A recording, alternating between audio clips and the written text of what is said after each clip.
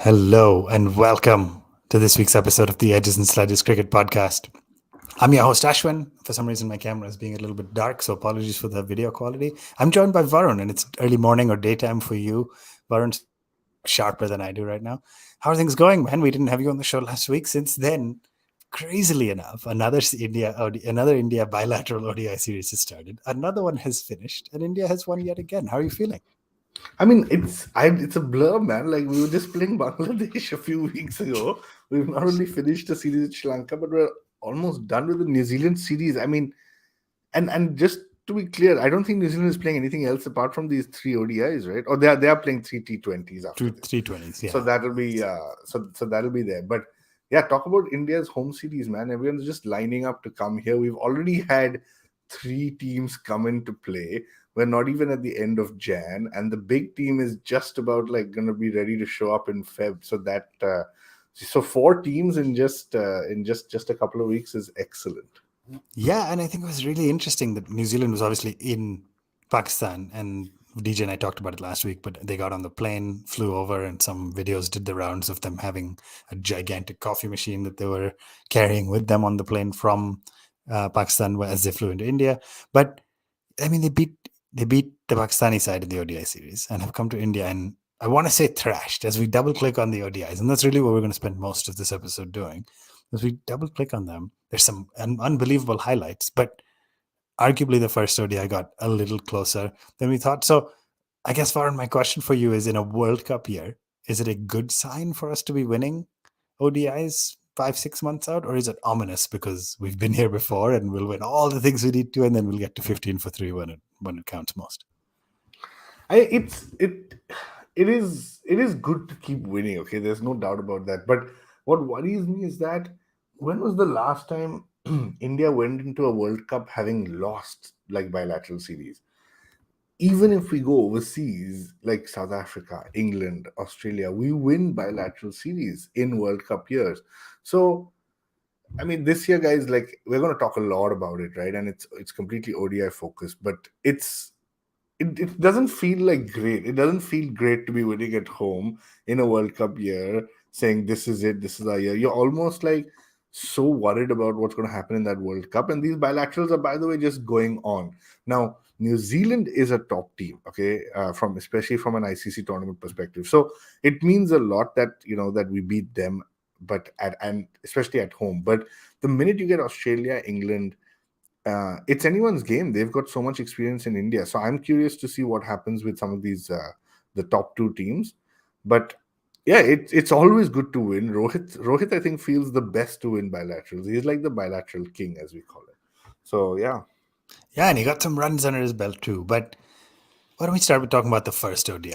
I mean, there's so much to talk about, and for those of you watching this on YouTube or who've listened on any of the podcasting apps, our episode title obviously is 200 is the new 100, and Novak Djokovic in the Australian Open said 35 is the new 25, and Shubman Gill seems like he's established the double century is the new century. But yeah, Varun, let's talk quickly about the squad, and then I'll have you maybe run through what happened in the game, and we can talk about it. But Rohit and Shubman opening, no real surprises there. I thought it was interesting that Kishan slotted back in at 4, so it looks and because remember Surya Kumar. Shreyas Iyer has a back injury, I think. Right. So Sky playing at 5 and Iyer missing out, obviously because of injury here.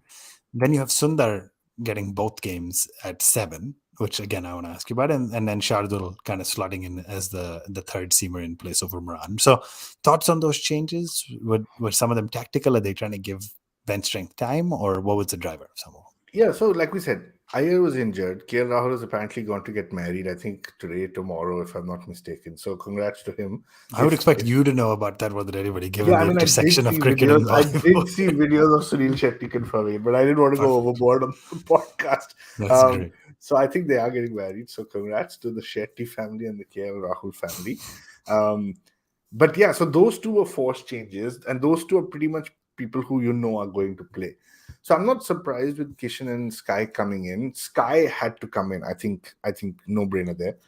Kishan is you gotta feel bad for him. Let me after I talk about the squad, let me address a Kishan and Gill issue, okay? Because I feel like I'm contradicting myself and I should be a little bit more clear. But then again, if we're not contradicting ourselves, are we really like are we qualified enough to talk about Indian cricket if we don't contradict ourselves? So that's your middle order. Pandya is there. Now, Washington Sundar, I think he's number three, right? So it's Jadeja, Akshar Patel, and Washington Sundar. All three very similar.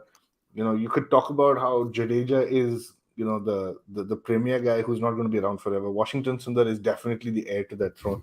And then Akshar Patel just is somebody who's in the middle who seems to be doing well for India, covering that gap until Sundar is ready to take it. Like, that's the way I see it. I don't know why Akshar Patel was not playing today, or in that first ODI in this series. But I'm fine. Like, choose Sundar.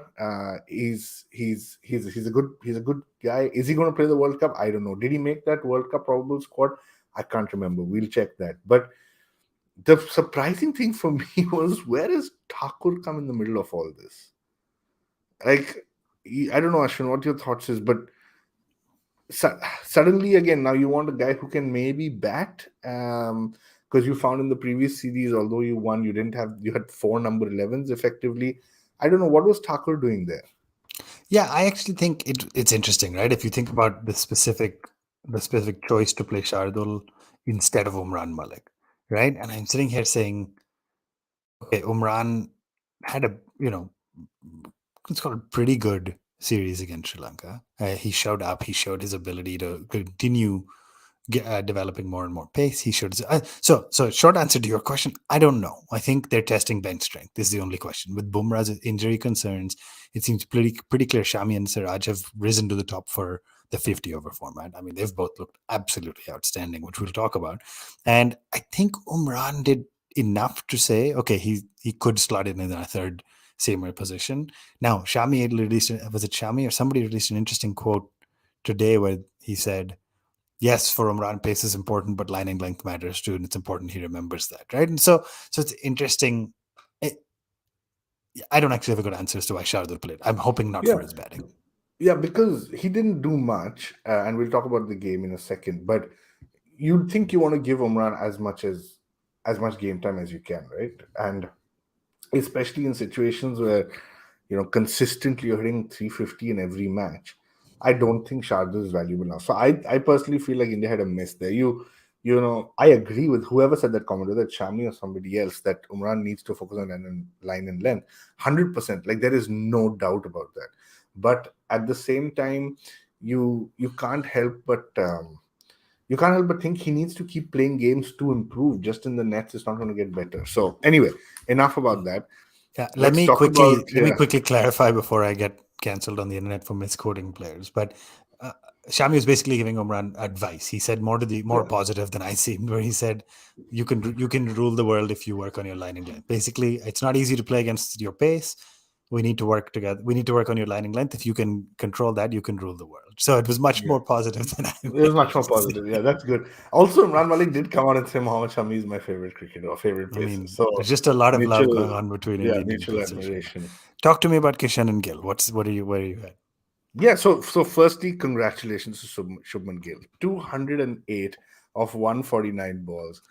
I mean, I'll be honest, I don't sit and watch the whole ODI. But as Gill was approaching his century, as Gill was at like 150, 170, I had to turn it on. And there was a risk that he was going to miss it because things had slowed down. India had just lost a lot of wickets. I mean, to be honest, Gill scored 208. The next top scorer was Rohit at 34. Just think about the delta and what Gill has done to carry the team. And it was phenomenal. Like, he was tired. He had batted out pretty much 48, 49 overs and then just started hitting sixes. And I think every second or third ball was a six. And, he cruised to his double century. Now, fantastic. Congratulations to him. There's some great social media videos going around with Kishan, Rohit, and Gill all chatting, and they're part of the 200 club. And, you know, Rohit Sharma tries to poke fun of Kishan, saying, "What happened? Why did you get dropped after 200?" And Kishan is saying, "Well, bhaiya, captain Apio, right? Like, big brother, you're the Yes, captain." it was So amazing. it it I don't know, man. I don't know what to think. Like, I'm just so, like, let me clarify my stand here. I've said I don't trust Kishan to play ODI opening long term. I still think that is fair, okay, in my opinion. I'm not guaranteed that this guy will give us a great start consistently. He has an X factor, but can he be consistent? I don't know. Gill has now earned his place, right? He is the successor to the opener slot.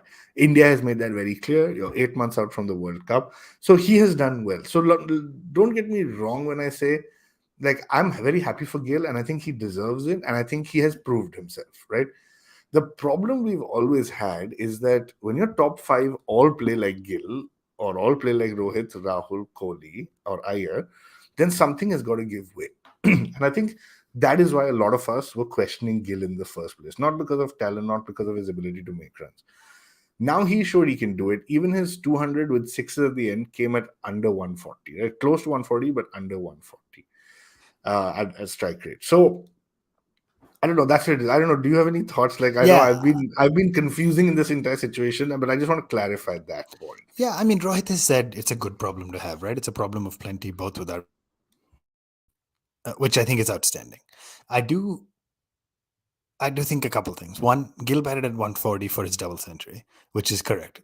The rest of the team made 128 runs, I think, at 85.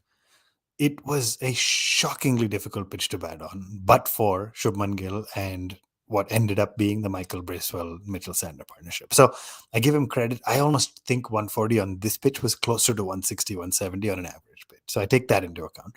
The last thing I'll say is, oh yeah, do you want to add something before I share more about Gill? No, I was just going to say, take a note. Let's discuss it as soon as you finish. That we still only won by 12 runs before we Yeah, so talk about I the want to talk pitch. about So, this so yeah, separately. so yeah. So full, absolutely full credit to Shubman. Absolutely full credit to Team India. Outstanding. I think on the longer term question you have, I think Gill has done two things with this match. He's shown his ability to hit sixes because he's trying to say, I'm not Rahul or Virat or Dhawan, right? And Rohit has distinguished himself in that lineup of a batter of openers, top order players that you said, by hitting sixes. And Gill has shown that he's trying to show that he can do it, which I think is great, right? He didn't do great in the T20s where he had a chance, but full credit here. And the second is, honestly, Gill is probably the best one. So if you have room for one anchor, and India's problem has never been that one kind of anchor-esque, more clean hitter of the ball, better timer of the ball, beautiful hitting type of player. India's problem is not that we don't, that we don't need one. The problem is we have five. And I think Gill is just trying to say, got it. But from the next generation of cricketers, I'm the one. I should be the one. And I think gosh, 208 runs. It's absolutely this early in your career. Outstanding. The other thing that he did very well is he negated Kishan's 200 because, Mm. like Karan Which Nair is hit the triple crazy to think century, about. Yeah. everyone till date is like, what happened to that dude, right? Like, but in this situation, are any of us going to sit up and question? No, because this guy came in like 5 matches later and hit another double hundred. So not only did he say I belong here, the team has believed in me to choose uh, basically choose Gill over Kishan after a double hundred. He's not only shown the consistency, he's also negated that double hundred. So I think that's why this double hundred was very important because I'll be honest, I don't think any of us are now going to be talking about, hey, Kishan hit a double hundred. Yeah, I mean, he did a great job. Absolutely right, offsetting it. So, congratulations to Shubman Gill. Outstanding. Full credit. 349 on the board. You think that's pretty safe? You think it's even more safe, by the way, when after Finn Island gets off to a little bit of a start, New Zealand's 131 for six, right? Some outstanding early strike bowling from Siraj. Thakur picked up a good wicket of Finn Island when they looked like he was going strong. And then at 131 for six in 28.4 overs, you have less than half the innings left, more than 200 runs to get. Varun, I'm going to let you read the comment on the screen from Ruben on YouTube Live and then talk a little bit about the madness that followed.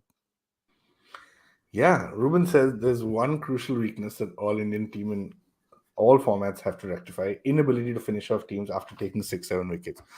Ruben, you are absolutely 100% correct. We have got burnt so many times because of this.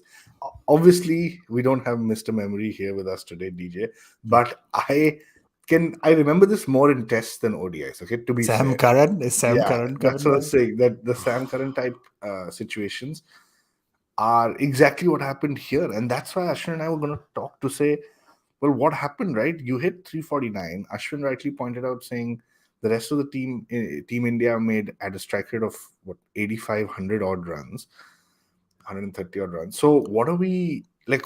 What's the analysis of this game, right? Like, was it just two individual brilliant performances that took out any effect of the pitch, or I don't know. To me, it seems like that because it seems like when you've got a Bracewell who can bat at at a 140, going at 180 strike rate, all of us were scared. Like I was going to sleep and I was getting messages on my phone saying, "Turn off the TV. This is pretty scary," right? So they made a game of it. I think it brings back that question: was is ODI cricket in India, is 349 enough? Can't guarantee it, man. Like can't guarantee that win. Even 4 5 years ago, 300 was not enough. Today it's becoming 350. I don't know, Ashwin, if you want to add anything to that. Like I don't know. I don't know what it was with either the pitch or these individual brilliant performances. Yeah, I mean, we're getting some comments in again for those listening on YouTube. Sid says, I think it's just a relaxed mindset after the initial fall of wickets. And so maybe some of it is getting a little complacent. I want to hope it's not that. I do think I'll give full credit. Michael Bracewell scored, batted better than I think I've seen anybody in a long time. Yeah. I mean, made 140 runs. He had 10 sixes. Shubman made a double century and hit some of the biggest sixes I've seen. And only had 9 sixes, right? So 10 sixes in the innings. Just the fact that you could even get close after being 131 for 6 chasing 350 was just unbelievable. Full credit to Mitchell Santner. Also looked outstanding until Siraj was able to trap. Was it Siraj Santner? Yeah, Siraj was able to trap him. And yeah, gosh, it got a lot closer. I mean, I think it seems crazy to think Shubman made a double, and there was a point when I think I messaged you guys: is Shubman going to be a double centurion in a losing cause, which would have Which just I don't been know if that's ever crazy. happened before, but I don't. Yeah, it's a good question. It's something to. If anybody knows, send us a comment. There've been 7 Indian double centurions. I think all of those came in winning cause, or seven. Yeah, seven, and all by three openers and 50% of those by Rohit Sharma. three Rohit, Sehwag, Sachin, Gill, and Kishan. So Yeah. yeah, I mean, Yeah. anyway, absolutely outstanding. Congratulations, I think, to Team India for a big first win. Congratulations to Shubman again. And we're going to take a quick break and come back to a very different second ODI that took place as we moved from Hyderabad to Raipur, and we will be right back to talk about that. Don't go anywhere. Welcome back to the Edges and Sledges Cricket Podcast. If you're watching us on YouTube, as always, hit that like button, hit that subscribe button. It helps us grow. Varun, second ODI. We've won the first one. I don't think India made any changes to the team, so playing the same 11 yet again. Skipper walks out. The coin goes in the air. It lands, and they pan to Rohit Sharma, who has won the toss, and say, Rohit, what would you like to do? It's a pretty easy question, isn't it? You'd think it is. And yeah, you think that you've discussed with the team, you say, if I win the toss, I'm going to do X. And then all the way that you're walking out there in the middle to take that coin toss, you're thinking batting, or bowling. The mic comes to him and he starts looking at the New Zealand captain Latham and starts saying, "What am I It doing? was I don't know. amazing. Is it bad Latham didn't bowling? know what to do. It was Yeah, I don't awkward. know if Latham thought he was joking. This is like Rohit an entertainer. Is this? I think he genuinely forgot. I think he had no idea what he had to do. No, he really did forget. Like Yeah, that's what he said later. And by the way, all the clips of a Kohli interview from a while ago are going on where he said Rohit's an unbelievable cricketer, but the most forgetful guy in the world. But the fact that bat or ball is a 50-50 shot, Rohit was clearly that guy who went to true false questions in exams and wrote the T and put a yeah. little I line put it in underneath. that. So look at F. You did Yeah, that, didn't you? That yeah. was it. I did it. I did it for sure. Like So I had you no and idea Rohit what probably have that in common. But I anyway, and the double century. do we think? Yeah, of course. That's the best part of it. Do we think Rohit meant to actually bowl, or he just went with whatever came to his head and he did it? Like, obviously, it I ended up mean, being a good decision. it ended up being the best decision. So I think he's just fooling us all and like with this little show that I don't know what I'm doing but man, oh man, like was it a good decision? I think we had them 15 for 5. Yes, I was And like thinking of you when that happened because you yeah, hate the like 15 for 3, which New Zealand has done to us. And yeah, yeah. and 15 for 5 was just insane. So we should talk about the Indian kind of fast bowling lineup. Obviously, Shami is back, right? Like he from that first warm up game in T20, in that T20 World Cup. He was a little hot and cold in the other games, but so were some of the others as well. But to this, like he is definitely India's top two fast bowlers, right? He and Bumrah. The guy who's been surprising me is Siraj, man. Like in the previous game, I think he took 4 wickets, if I'm not mistaken. In this game, he took only 1 wicket. Economy rate of 1.7. What has happened? Like, is he? I don't know. What is Siraj doing? Like, how is he taking these wickets? How is he becoming a top ODI bowler? And is this going to be? Is he going to play the World Cup in the first playing 11? Because I think he's doing really well. And Sid says we got a Unison Akram. Yeah, man, it feels like that. It has. I mean, I think the crazy thing with the World Cup, and we'll finish talking about this match in a second, but is this is India. We're playing matches in India. We're playing three quicks. We're playing one full-time spinner and one part-time spinner. And then your combinations all change if Jadeja's back in the mix, who's, by the way, about to kick off a Ranji Trophy match. But if you play three quicks, I think Siraj plays. If you play two, or then, by the way, we played three quicks and Hardik. I almost forgot to mention it that way, right? So I don't think it's sustainable in India for us to play three quicks and Hardik. And that's where you start to run into, okay, two quicks, Hardik, two spinners, and Jadeja slash Akshar is probably the model. And that's where Shami and Bumrah probably make the cut. So it's crazy to think Siraj, in the kind of form he's been in, doesn't even make India's first 11. And by the way, just a side, where's Mavi? Oh, yeah. Why did we Remember play that? Mavi? Yeah, remember the Where little did he rant I come from? went on a few episodes ago? Where is he? Like, anyway, but I think you're right. I think India may look at a three pacer plus Pandya strategy, and so Siraj should be in that mix. And then again, you can't help but feel bad for Umran Malik right now, who's putting in the hard yards. But anyway, this is a problem we'll never solve. But New Zealand met after being 15 for 5, essentially had some sort of a fight back again. Glenn Phillips, Bracewell, Santner managed to get them to 108. They got all out in 34.3 overs. Did you You know, have that moment, though, when after being 15 for 5, Phillips and Bracewell were batting for a little bit? Did you have that heart sinking moment that they're going to do it again? I mean, I'll be honest. After 15 for 5, I did feel like they're going to put on a fight. They're going to put on a great effort. But I knew that it's probably best 250, right? And then I backed our guys to be able to kind of chase down 250. So the fact that they ended up in 108, I think credit to India for doing a fantastic job. But from where they were, I also very honestly I also knew that this is not going to be out of reach target. So if they'd hit 250, I think we would have spent a lot more time talking about how fantastic the comeback was. But I still think India would have won. So 108 to chase. Rohit came out and said, "Hey, I haven't made some good runs in a little while." Decided to use that as fairly easy opportunity. Used it as a launching pad. Made a pretty good looking 50, to be honest, including one reverse sweep, which I cannot remember the last time I saw Rohit hit a reverse. So that was great to see. Shubman, on the other end, Rohit couldn't finish it off. Shubman hit, I think, ended up hitting the winning runs. Looked really good for 40 not out. So I think, what is he at now? 248 runs in the series to be out once. So average of 248. But I do want to ask you really quick before we wrap up this ODI. Virat Kohli. He seems to be establishing a weakness against spin. And of course, I mean, Santner, who hadn't picked up any other wickets, who I think in the first match picked up just the one wicket, which was also Kohli, right? Got bowled to Santner in the first match of 8. And then here, I mean, we used to use the word bunny, right? Whether it was our spinners or competitions or the opposition spinners. Are you starting to get nervous? I'm a little nervous about Kohli against Lyon, to be honest, now as it comes to the Border Gavaskar Trophy. But I don't know. Your smile tells me maybe you're not. No, the smile is because I was starting thinking that he he is getting out a lot more spinners than he used to. Whether it's Adil Rashid, Moin Ali, whether it's Hasranga. So yes, you're right. He is getting out more, and then every time he gets up to spinner, he gives you that look, right? Like as if how the hell Like, did I how get did out to this a happen? spinner? When, Like what happened? how could I get out to this spinner, this delivery? So that's why I was smiling.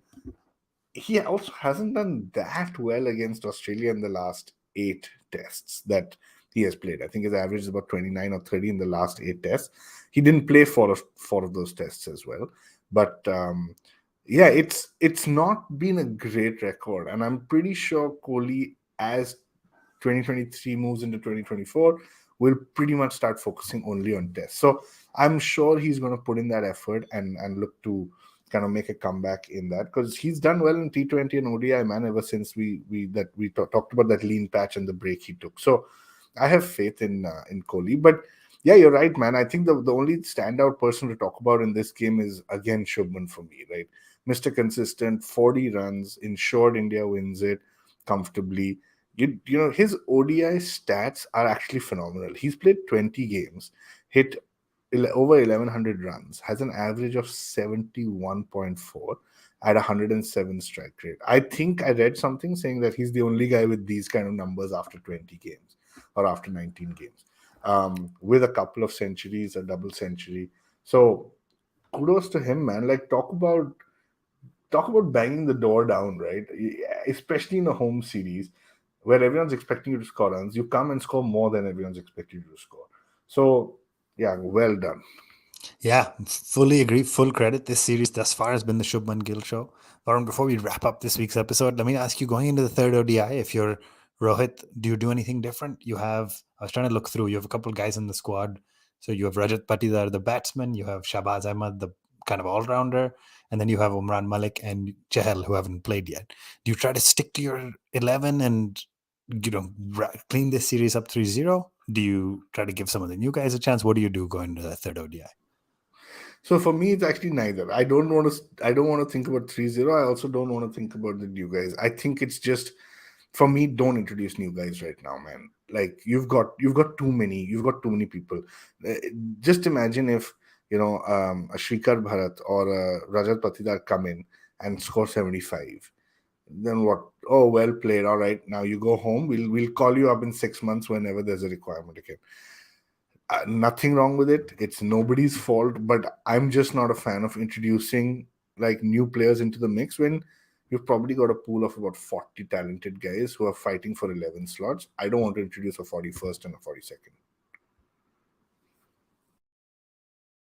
Yeah, couldn't agree more. I think maybe you bring back an Umran for this game. Maybe you try Chahel to keep him fresh because he's very much in the consideration set. But I'm in agreement with you. Don't bring in new guys.